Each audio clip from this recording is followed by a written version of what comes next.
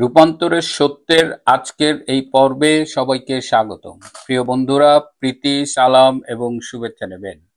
আগামীকাল প্রধান বিচারপতি ফুল কোর্ট সভা দেখেছেন।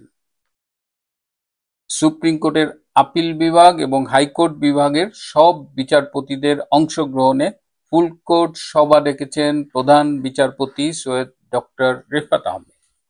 এই ফুল কোর্ট সভা নিয়ে অনেকের মধ্যেই কৌতূহল জেগেছে এবং এখানে কি আলোচনা হবে। আপনারা জানেন যে তত্ত্বাবধায়ক সরকার নিয়ে একটা আপিল বিভাগের শুনানি চলছে। অনেকেরই ধারণা যে আগামীকাল যে ফুল কোর্ট সভা ডাকা হয়েছে সেখানে এই তত্ত্বাবধায়ক সরকার বিষয়ে আলোচনা হবে। যারা ফুল কোর্ট সভা সম্পর্কে ধারণা রাখেন তারা নিশ্চয়ই জানেন যে এটি মূলত এই বিচারপতিদের বিভিন্ন ইস্যু নিয়ে আলোচনা করা হয়। এখানে কখনোই মানে ইন জেনারেল কখনোই এখানে কোনো আদালতের বিচারাধীন কোনো মামলার রায় নিয়ে এখানে আলোচনা হয় না।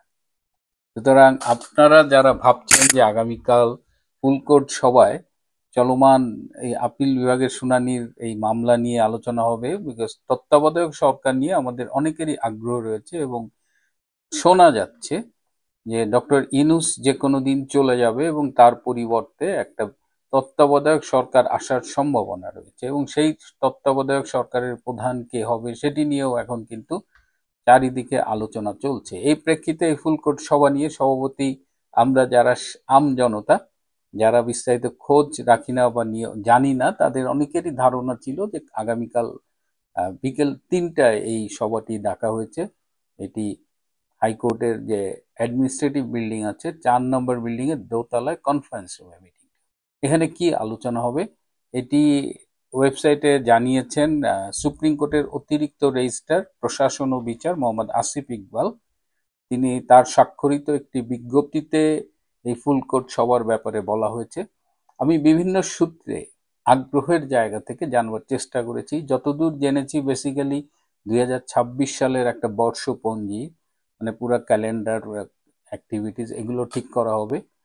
নিম্ন আদালতে বেশ কিছু ইস্যু জমা হয়েছে, তার মধ্যে নিম্ন আদালতের যেসব বিচারকরা রয়েছেন তাদের পোস্টিং, তাদের প্রমোশন, এটি নিয়ে আলোচনা হবে। আর সম্ভবত আরেকটি বিষয়, আপনারা জানেন যে গত ১৫ মাসে ১৮ জন বিচারক নিম্ন আদালতের তারা চাকরি হারিয়েছেন এবং তাদের অনেকের বিরুদ্ধেই দুদকের তদন্ত চলছে। এই যে বিচারকদের বিরুদ্ধে দুদকের তদন্ত মামলা, এটি সামগ্রিকভাবে বিচার বিভাগের উপরে, ইমেজের উপরে কিন্তু একটা নেতিবাচক প্রভাব ফেলছে, আগামীতে ফেলতে পারে এবং বিচারকদের মধ্যেও এই নিয়ে অনেক কানাঘুষা রয়েছে। আমি ধারণা করছি এবং আমার সূত্র যতটুকু জানিয়েছে আগামীকাল এই বিচারালয়ের অস্থিরতা, এই দুদক, নিম্ন আদালতের এই বিষয়গুলো নিয়ে আলোচনা হবে।